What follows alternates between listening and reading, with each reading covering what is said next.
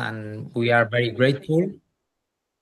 We are very grateful just for all our attendees to know that your expertise and experience as a nutritionist with the British Olympic team during, if I'm not wrong, 5 Olympic Games. I think this speaks by itself, but it's not only that, but also the clinical studies, all the background you have. And I think that having you today is going to be amazing for everybody. We had the opportunity to have you live in Madrid, if I'm not wrong, a couple of years ago in Immunofest in one of our conventions.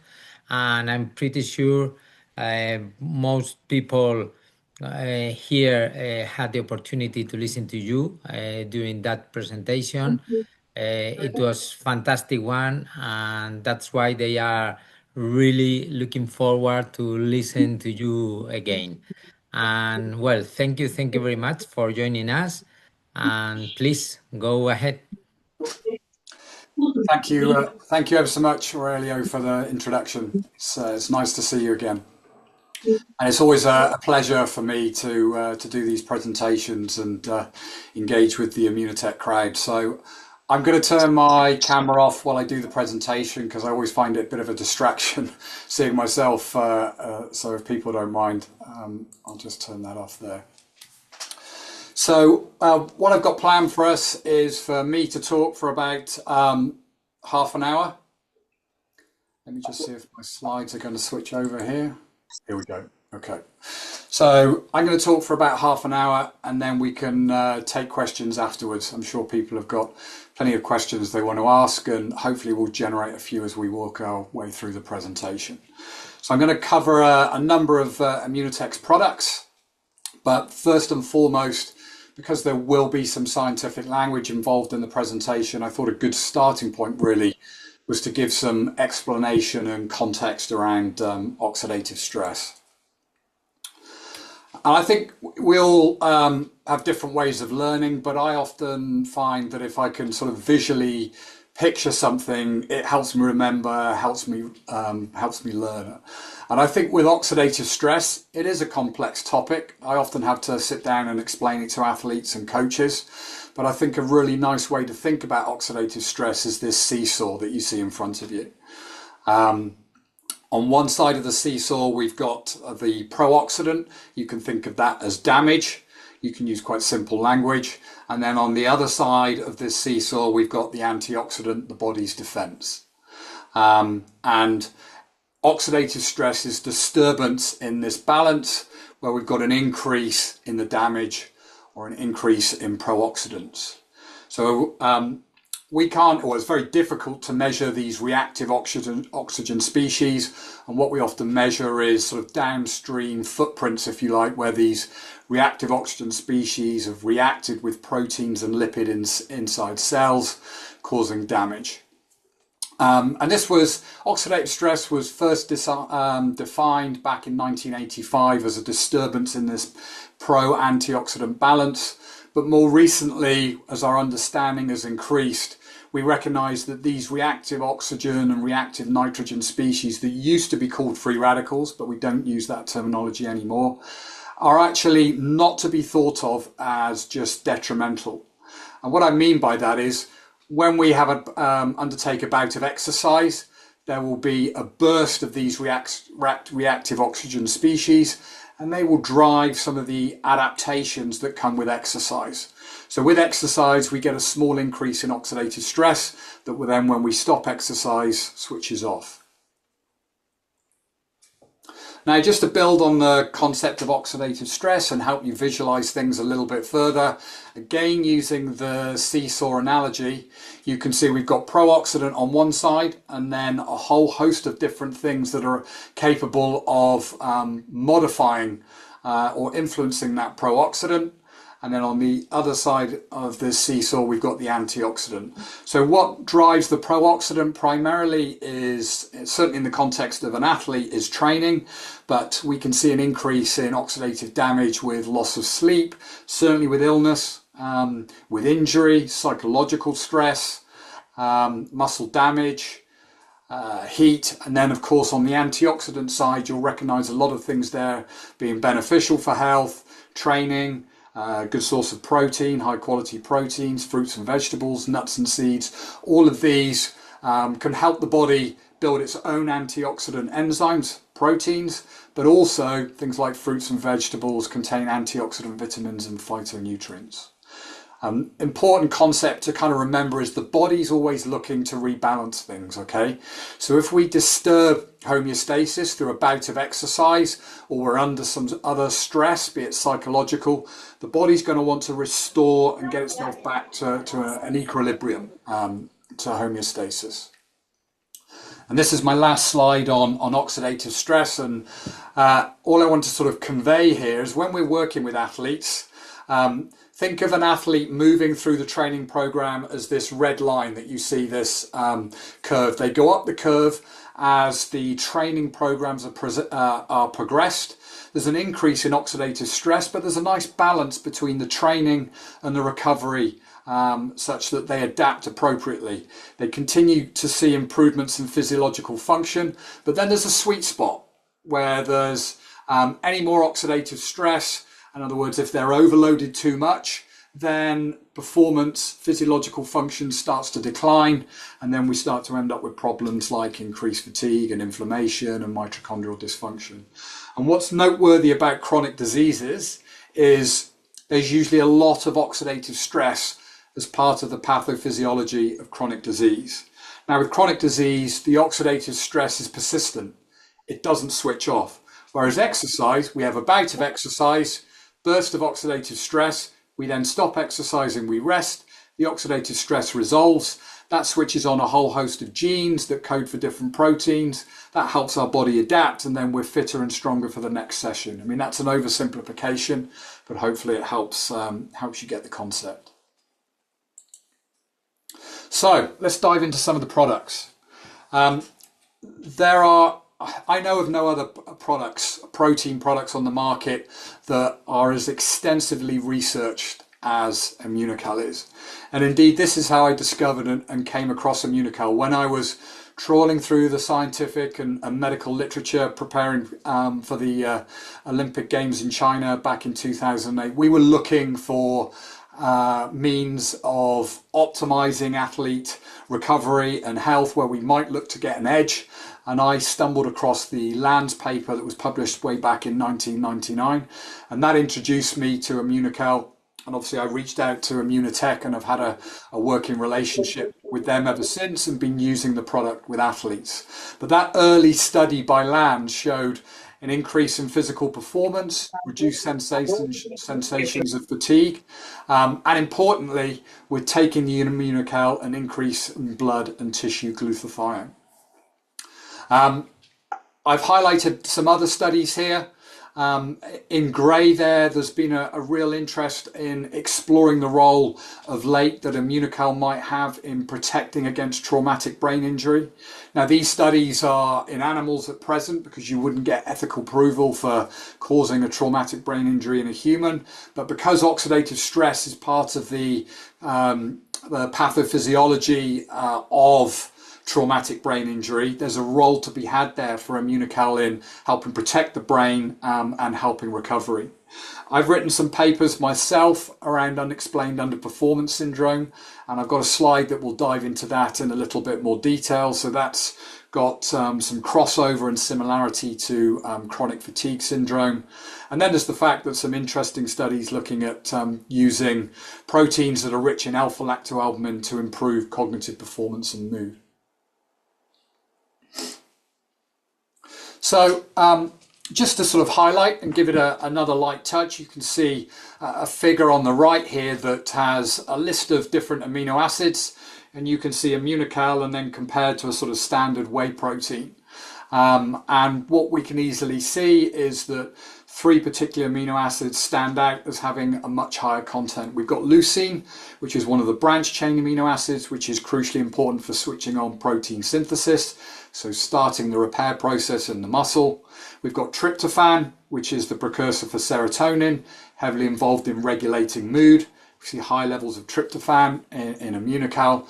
And then, of course, that we're probably all very familiar with and know there's cysteine and cysteine, the sulfur-rich amino acid, which is the precursor for glutathione.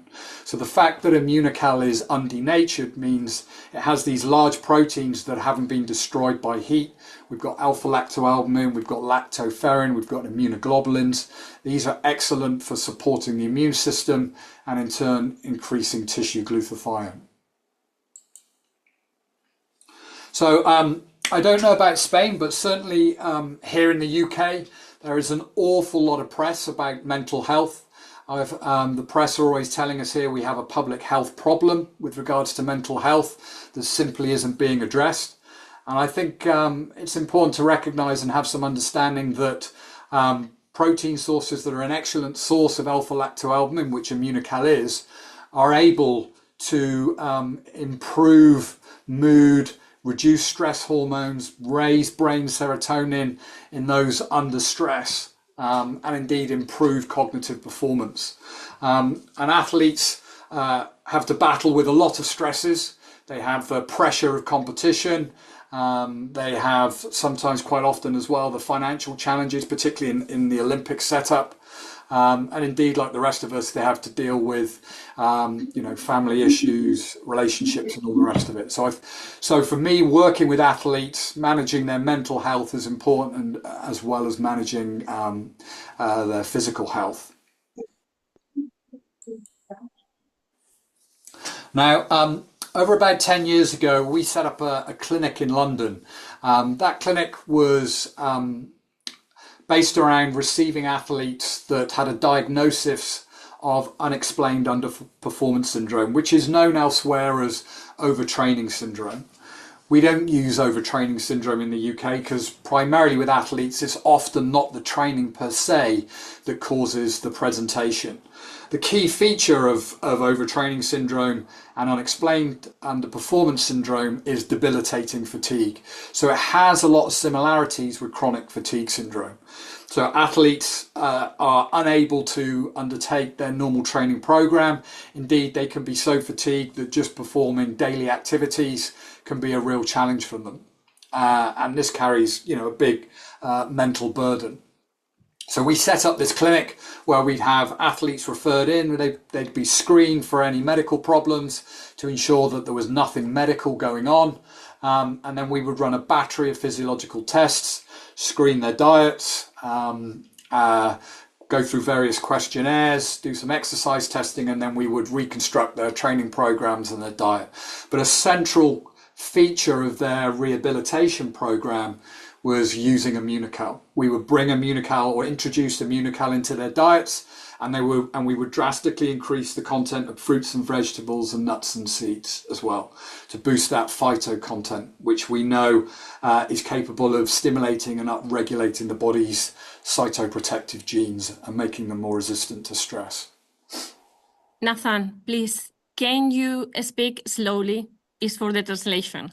I'm sorry. Yes. No problem. It's okay. Thank you very much. Not at all. I'm so passionate about the area. I find myself I know. Thank you. Talking too quickly. I will slow it down. So Immunocal Sport. So Immunocal Sport differs to Immunocal, and it differs because we've got different ingredients added to the product.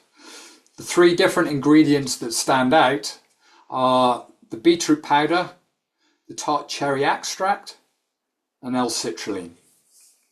So tart cherry extract is an anthocyanin, so it's part of the polyphenol family. So anthocyanins are found in dark red, blue, purple berries.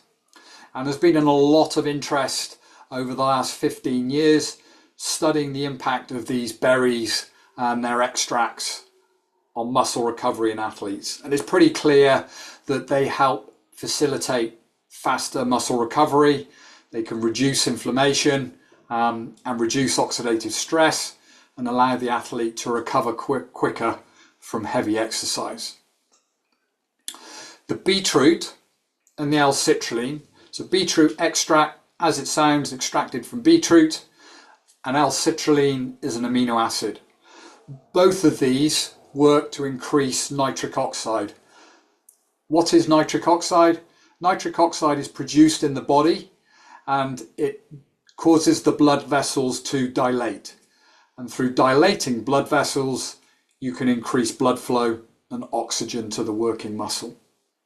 So by giving somebody beetroot and L-citrulline, you can increase blood flow to working muscle, potentially reduce fatigue, increase energy, allow them to train more effectively, if you like.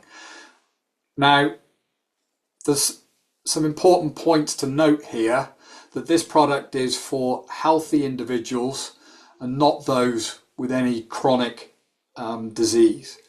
And the reason for being, and there's some complex biochemistry, and I'll try and explain it simply, but we all possess this enzyme, endothelial NOS, which stands for endothelial nitric oxide synthase. We all possess this enzyme on our blood vessels. And as I've alluded to, when we're healthy, this enzyme will produce nitric oxide through recycling citrulline. But when we have a lot of inflammation, persistent inflammation in the body, then this enzyme doesn't function properly and produces superoxide, which is a free radical or reactive oxygen species.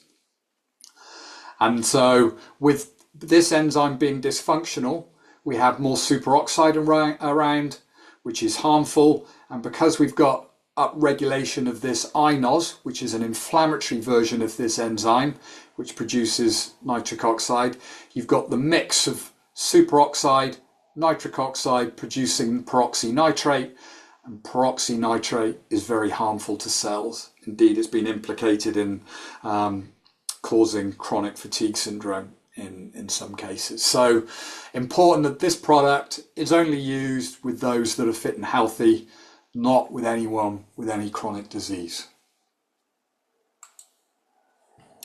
So I'm very passionate about fish oils.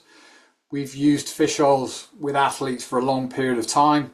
Indeed, we started measuring fatty acids in the blood and red blood cells of athletes over 20 years ago now to try and understand what their fatty acid status is. I'm going to reference the fact that there's a number of companies, Omega Quant is a company we use that will offer this blood testing, send the kit to your house, and you can very easily test your own levels of fish oils and various other fats. So when I talk about fish oils, I'm talking about EPA and DHA. You can see them on the slide here. So these are two long-chain polyunsaturated fatty acids that are found predominantly in oily fish. And when we eat them, they're incorporated into every cell within the body. So they have a wide range of effects on our physiology. And if you don't consume fish, you will have very low levels of EPA and DHA. So about 5 years ago, myself and a few colleagues, we went through all the scientific literature over the last sort of 30 years to understand what all the studies were telling us that had been published in athletes, because we wanted to understand what the benefit truly was from giving fish oils to those that are athletic. And indeed, I will add that the benefits are there even more so in those that aren't athletic or aren't well trained, because one of the benefits of exercising regularly is that will increase levels of DHA in your own cells. So through taking a fish oil supplement, we can have a beneficial effect on mood and energy. It's capable of reducing inflammation. TNF alpha is a pro-inflammatory cytokine that fish oils can moderate. The beauty of fish oils is the body can metabolize them into various different compounds that are involved in resolving the inflammatory process. So they help facilitate the resolution of inflammation in the body, which is why there is also a lot of clinical studies exploring their use with many different chronic conditions, from Crohn's disease to arthritis and many others. So in athletes, they're capable of reducing muscle soreness and accelerating the recovery of muscle function post muscle damaging exercise. They're very popular in team sports, used by a lot of professional teams, particularly soccer teams. Capable of improving endurance, interestingly, improving the efficiency of the heart muscle, of how it uses oxygen. They're beneficial to cardiovascular health, and they're capable of improving memory as well. So quite a wide-ranging number of effects. So it can be quite important in some ways to have some understanding of what these fatty acid levels are in our own blood. And a simple blood test can allow us to do that. What's nice about the product from Immunotech as well is that it's very important if you're using a fish oil product that it contains an antioxidant. So they put vitamin E in there to help protect these polyunsaturated fatty acids from being oxidized, which means damaged, altered. It also contains turmeric, which itself is a potent anti-inflammatory, and coenzyme Q10, which acts as an antioxidant in the mitochondria. So a nicely formulated supplement, a very effective one. We've done quite a lot of research with vitamin D over the years, and I think my observations are that people are becoming more and more aware really of the importance of vitamin D in health. Yes, we can get vitamin D through a variety of different foods, but it's difficult to achieve sufficient vitamin D from doing that because our primary source of vitamin D is from sunlight.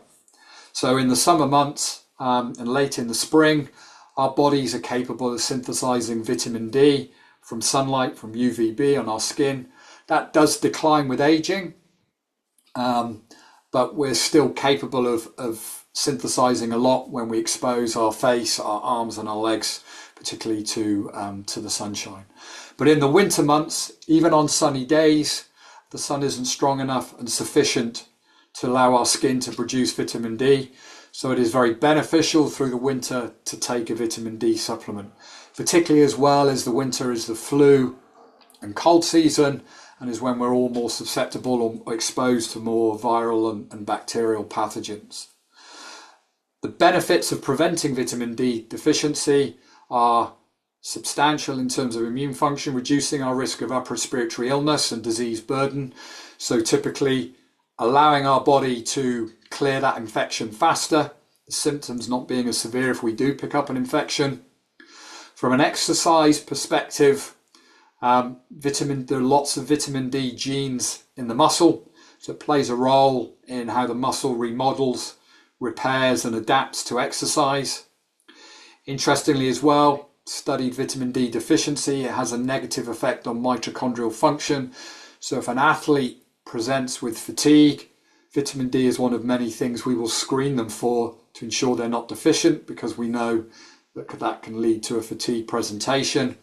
And then I think what everyone's familiar with is the fact that vitamin D is crucial for bone health, for allowing our bones to absorb calcium, remodel and have sufficient strength.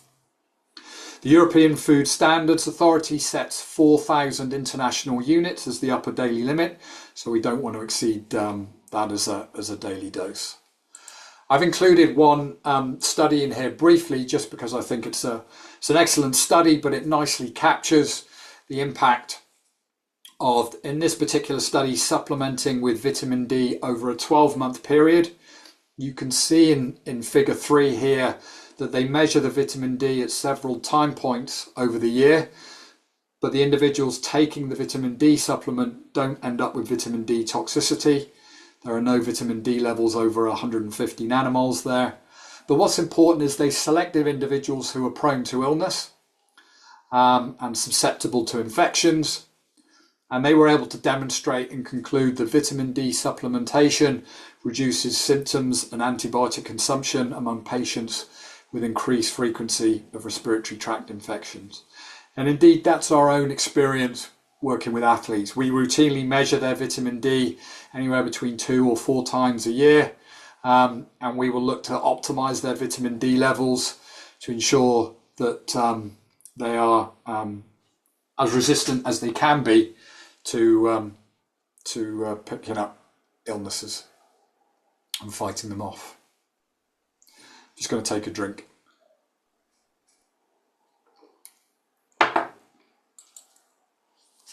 So, onto the boosters. So I'm going to talk about both the Greens Immunocal booster and the energy booster. Both of these contain, well, the key ingredient being sulforain, this compound that's derived from broccoli seed extract. It's important to note that these boosters are also a source of dried vegetables, fruits and herbs. I'm going to just reference a few studies. This one particularly has got everyone quite excited in the sports science community. It was only published a few years ago. What's noteworthy about this particular study is it was a very well-designed study. So they use what we refer to as a crossover design. So where the athletes took both the glucinolate-rich broccoli sprout supplement and they took the placebo. And the study was designed to what's called overreach the athletes, which means induce a significant state of fatigue. The training was designed to stress them considerably such that they would start to underperform at the end of the study. And what was noteworthy when they were taking the glucinolate-rich broccoli sprouts was that the supplement reduced levels of oxidative stress. It increased this protein, this NRF2 protein, which is really important in upregulating the body's antioxidant genes. So it enhanced that process, which served to help protect cells from stress. And it prevented the athletes from developing features of overreaching. So they adapted better to the exercise and therefore their performance was much better as well. So this was really quite a landmark study that had quite a lot of coverage in the exercise community. Another study reasonably recently, this one looking at the effects of using sulforain on muscle recovery. So they took a group of healthy men and they got them to perform a bout of bicep curls that they were unaccustomed to, but particularly focused on the lowering of the weight of the bicep curls. It's called the eccentric exercise. That causes substantially more muscle damage. And you can see in figure A that we've got white bars and black bars. These are displaying levels of muscle damage in the blood, creatine kinase. And you can see the white bars were the controls. They didn't take the sulforain, whereas the black bars are those taking the sulforain, and we see substantially less muscle damage on that product. Also, we see less pain being recorded at day 2 as well. So a noteworthy effect on reducing muscle damage and pain from supplementing for a couple of weeks. And then this study, again using a crossover design, so a very well controlled study, allowing us to draw firmer conclusions from the findings. Healthy men, this time undertaking bench press exercise. They were more accustomed to the exercise. 4 weeks of supplementation, and then there was a washout period before then taking the placebo. So they again took both the supplement and then a period with the placebo. And we can see there was an effect on muscle damage. It was significant at 24 hours. Not nearly as much muscle damage as on the other study because they were more accustomed to the exercise and it wasn't a bout of eccentric exercise, but we're still seeing a noteworthy difference. And then an impact on inflammation as well, reducing the post-exercise inflammatory response. So I often get asked as well around inflammation with exercise. Is it good? Is it bad? Inflammation is the body's natural response to trauma, infection. The body starts the inflammatory process so it can then start the healing process. With exercise, we produce inflammation in response to a bout of exercise. That inflammation is always greater if there's any muscle damage. So for example, playing football where there's a lot of jumping, stopping and starting, running, that causes more muscle damage. Running causes muscle damage. Going for a swim, going cycling, these cause very little muscle damage, but there would still be some inflammation. But as you can see from this figure, the inflammation resolves pretty quickly, 24 hours or so. It's back to normal after the exercise. So if individuals have got a good diet, they're accustomed to the exercise, the inflammation will resolve itself. With athletes or with people who are training every day, and they may have other external stressors, it may be that inflammation starts to build over time, in which case we might want to look to reduce that or manage it. In one of my roles working for Orico, a sports science company, we measure oxidative stress and inflammation in athletes all over the world, a lot in football, and we do it every week so we can track levels of muscle damage and oxidative stress in professional footballers. So the boosters, in addition to being a source of sulforain, as I've alluded to, they contain powder extracts of various fruits and veg as well. And what various different studies have highlighted is that from consuming a fruit and vegetable extract, concentrate, it can have a beneficial effect on the immune system. And it can actually look to reduce symptoms associated with illness. All of these studies, they were carried out in individuals who consumed very little fruits and vegetables, which is an important point worth making. They only consumed around 2 to 3 serves a day. But what was noteworthy is that through consuming a fruit and vegetable concentrate supplement, it was able to have a favorable effect on oxidative stress and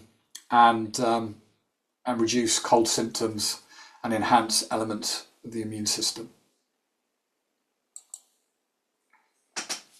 I've included this slide in here just to highlight how pertinent, how relevant dietary fruit and vegetables are with regards to managing levels of inflammation in our bodies. This was a study where they got healthy athletes and they restricted their diet for just 2 weeks from fruits and vegetables. They took them down to just 2 serves a day. But it's not uncommon to find athletes that do consume that little fruit and veg, but the vast majority of us, I like to think, consume more. But in this study, in restricting fruits and vegetables to just 2 serves a day, there was a substantial increase in inflammation. You can see with the bars in the figure that both pre-exercise and post-exercise, there's a big change from the black bars to the white bars. And that's demonstrating a marked increase in inflammation, both pre-exercise and post-exercise. Through restricting fruit and veg, our bodies manufacture more inflammation. So fruits and vegetables are vitally important in our health through managing that. And Booster provides additional phytonutrients that can help our body manage inflammation. The orange booster, the energy booster, the primary difference here really is the caffeine content. So it contains caffeine derived from guarana, green coffee bean and green tea. And the caffeine content is around 150 milligrams. So that's the equivalent to sort of double strong espresso. 3 cans of Coca-Cola would give that around about that as an equivalent. So it is quite a strong dose of caffeine. We use caffeine in the sporting environment a lot with athletes. We use it because it's a stimulant, so it can reduce fatigue and allow athletes to train harder. Are we okay? Sorry, didn't know whether someone was asking me a question. So if athletes within their training program have got some hard sessions coming up, we might use caffeine to allow them to push themselves a little bit harder. But it's also caffeine can aid mental performance and concentration. So it can be useful in sports and in daily life where we need to concentrate and maintain focus. But it's important, given the dose, that someone is used to caffeine or has some familiarity with it, giving somebody who has never used caffeine before a large dose can make them feel quite anxious because it will raise their heart rate, and they might feel more sensation, increased sensation of sort of being nervous, being anxious, which you don't want on the start line of a race.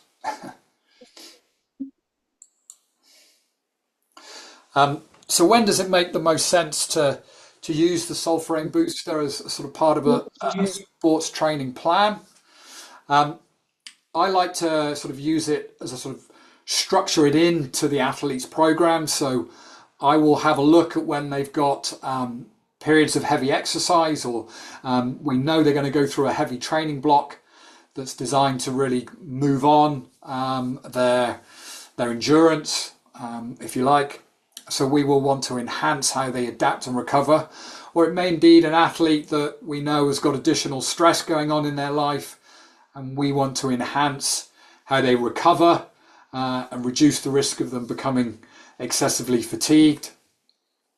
Or if we know that they're at risk or illness prone, and we want to bolster their immune system through the winter months, then again, it could be a good addition to their training program to help them recover and stay healthy. I think this is my finishing slide, but this is a really important point to bring home, is the additive benefit of combining Immunocal with the booster. This is really important. So Immunocal provides cysteine, the amino acid, that's the building blocks of glutathione, okay? And then through providing the booster, which is a source of sulfurane, that stimulates our body, stimulates the genes within our cells, within the nucleus, to produce more of these antioxidant genes. And then, of course, if we're consuming glutathione, we've got the building blocks to allow more glutathione to be produced and manufactured. So the two are designed and put together to be complementary. This NRF2 protein that sulfurate activates sits in all our cells. It's what's referred to as a transcription factor. And the sulfurane basically almost acts like a switch, triggers this NRF2 protein that travels to the nucleus, switches on a host of different genes that code for these cytoprotective proteins, of which glutathione is one. And then our body can manufacture more of those genes and adapt. So I have got a couple of questions that were given to me beforehand. So I can work my way through these, and then we can take any other questions that people may have or want to drop into the chat.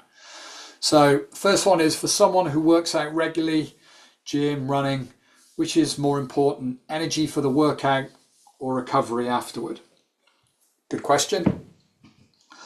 I think invariably it's context. So I would say they're both important, but particularly for a workout that may be really intense, a workout that we know is going to has maybe a big anaerobic component, is going to cause more muscle damage, then energy in fueling that session appropriately so we can push ourselves is really important. But likewise, if we're inducing more fatigue and we're creating more muscle damage, we know recovery is crucial. So we need to also ensure that we're consuming something, a protein source that starts the repair process, stimulates the machinery in the muscle and starts that repair, provides leucine and the branched chain amino acids. I would say where energy isn't as important might be an easy aerobic workout, a workout where maybe the intensity is such that you're running or cycling and you can talk to the person next to you. That kind of workout, your body is able to burn fat as an energy source very effectively. It's not particularly stressful on the body. You could do that training session first thing in the morning, maybe take a cup of coffee beforehand. And then I would say the more focus is on the recovery afterwards. That is probably how I'd frame that question. Is the inflammation caused by exercise in a healthy person a good thing or something we should try to reduce? I get asked about inflammation a lot, and we spend a lot of time studying inflammation. So inflammation is the body's natural response to infection, trauma, and indeed exercise. So we can support their body, providing good dietary advice, appropriate supplements, fish oils, Immunical, the boosters, to aid the body to resolve that inflammatory process quickly, manage that inflammatory process effectively. But it's important to remember it is a natural response to exercise. We are all going to produce inflammation in our body in response to exercise. The most highly trained athlete in the world will still generate some inflammation in their body in response to exercise. What I will add, someone who's very unaccustomed to the exercise and is starting a new exercise program, they will produce more inflammation because their body is getting exposed to a new stress. They're not adapted to it. And in that instance, providing some additional protein, particularly to help support that repair process, can help them stick with that exercise routine and get into a consistent behavior and habit associated with that exercise. Question 3, why do some people start training more and get sick more often? Probably very much depends on the individual. It might be seasonal in terms of when they may be starting that training, but they may ramp their training up too aggressively. They may not make any new adjustments to their diet. So they are increasing the stress on their body through increasing their training, but they're not making any dietary adjustments to account for that. They're not increasing their protein intake, or they're not increasing their carbohydrate intake if there's a lot more intense sessions associated with that training. And if you read the scientific literature around sports nutrition, they will prescribe nutritional requirements based around different types of training and training load, such that, for example, let's take protein. A non-athlete needs about 0.8 grams of protein per kilogram of body weight a day. For the average endurance athlete, you're looking at doubling that to about 1.6 to 2 grams per kilogram of body weight a day.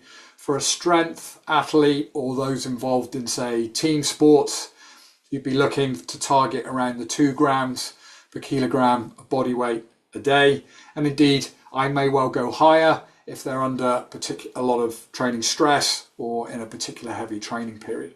So in my experience, when athletes get referred to me because they've become sort of inverted commas illness prone, and we classify illness prone athletes as those that get 3 or more infections a year, I will work to increase the quality of their diet, fruits, vegetables, nuts and seeds. I'll check to see what they're consuming in terms of carbohydrate and fueling, and importantly, I'll check the protein quality and content of the diet and often increase that as well. Question 4 is, for someone who trains 3 to 4 times a week, what kind of nutritional support has the most real impact on their recovery and well-being? I would say the most important things there, hopefully as I alluded to in the presentation, are fruit and veg, nuts and seeds, antioxidants, and sufficient protein. Unless you're pushing yourself really, really hard, if you're just going to the gym and you're doing it to stay, fit and healthy, giving your body a nice aerobic stimulus, bit of weight management, then the priority there really is the protein, the fruits and vegetables, the antioxidants. The energy will usually take care of itself, i.e. the exercise will stimulate your appetite a little bit and you'll accordingly eat a little bit more. But in terms of most important elements, it's the antioxidants and the proteins in my view. How do we know, question 5, how do we know if the body is adapting well to exercise or it's being overloaded? Great question. So I've spent a lot of time researching different approaches and methods to monitoring athletes in their environment, because we want to understand how they're adapting to their training program. Are they on plan or are they starting to slide? And of course, we have access to lots of different technology, but I'll start with some simple approaches. First thing you can do is you can take or measure, capture your resting, waking heart rate. So when you wake up in the morning, take your pulse. If you use an alarm to bring you out of a deep sleep, then give it a few minutes if the alarm's woken you up with a bit of a jolt. But you can take your pulse, have a look what your pulse rate is. If it's up by 8 to 10 beats in a week, you're doing too much. If it jumps up within 24 hours of 5 beats, you might like to ease off a little. But we'd use sort of around 8 to 10 beats over the course of a week as a bit of a benchmark. I will make the point that if you're picking up an infection, your heart rate will increase. So it can be a useful warning sign for getting ill, which in turn, if you want to back off any exercise. You can track your mood and well-being.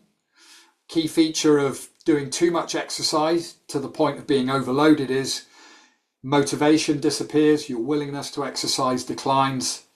You're generally not as happy. I mean, these are the presentation that we see with athletes in our underperformance clinic. They generally are more unhappy.